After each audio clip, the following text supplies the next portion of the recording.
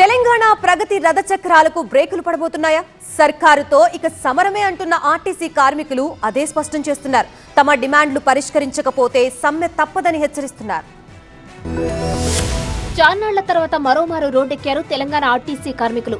తమ డిమాండ్ల పరిష్కారం కోసం రాష్ట్ర ప్రభుత్వంపై పోరాటానికి సిద్ధమయ్యారు. ప్రభుత్వంలో ఆర్టీసీ విలీనం మొదలు పెండింగ్ బకాయిలు, కాంగ్రెస్ ఎన్నికల హామీలు, 30% ఫిట్మెంట్ తో వేతన సవరణ, మహాలక్ష్మి పథకానికి మరిన్ని బస్సులు, గుర్తింపు సంఘాలకు ఎన్నికలు, ఇలా బోలెడన్ని డిమాండ్లతో పోరాటానికి శ్రీకారం చుట్టారు ఆర్టీసీ కార్మికులు. ప్రభుత్వం స్పందించకపోతే సమ్మెకు కూడా వెనకాడబోమంటున్నారు కార్మికులు. నిజానికి డిమాండ్ల పరిష్కారం కోరుతూ చలో సెక్రటేరియట్ అంటూ బయలుదేరిన కార్మికులు ఇందిరా పార్క్ ధర్నా చౌకులో భారీ సభ నిర్వహించారు.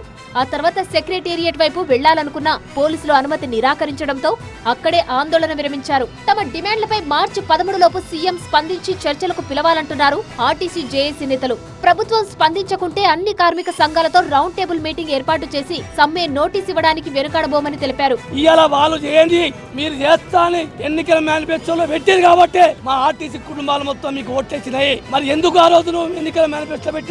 ఈ రోజు తప్పించుకొని ఊకదంపుడు ఉపన్యాసం ఎందుకు ఇస్తున్నావు? కాబట్టి మా సమస్యలు 13వ తారీఖు వరకు లోపడేయకపోతే అదే రోజు అన్ని కార్మిక సంఘాలతో రౌండ్ టేబుల్ సమావేశాలు పెట్టి 13వ తారీఖున నోటీస్ ఇస్తాం. అప్పుడు వాయిదా వేసుకున్నాం, మళ్ళీ సమ్మె నోటీస్ ఇస్తాం.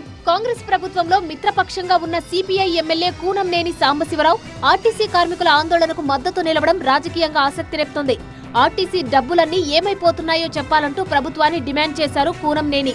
కార్మికుల తరపున ప్రభుత్వాన్ని గట్టిగా ప్రశ్నిస్తానని కూడా ఆయన చెప్పడం చర్చనీయాంశమవుతుంది. బ్రహ్మాండంగా నా పరిపాలన ఉందని చెప్పడం కాదు, బాధ వచ్చినప్పుడే నీ సమర్థత అర్థమవుతుంది. ఆర్టీసీ కంటే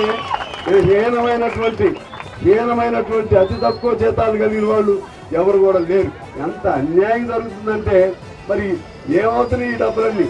మరి ఆర్టీసీ కార్మికులు మొదలెట్టిన మలి పోరాటం ఏ మలుపు తీసుకొని ఎక్కడికి దారి తీస్తుందో చూడాలి. ప్రభుత్వం స్పందించి కార్మికులతో చర్చిస్తుందా లేక తగ్గేదేలే అంటుందా అన్నది ఇప్పుడు సస్పెన్స్.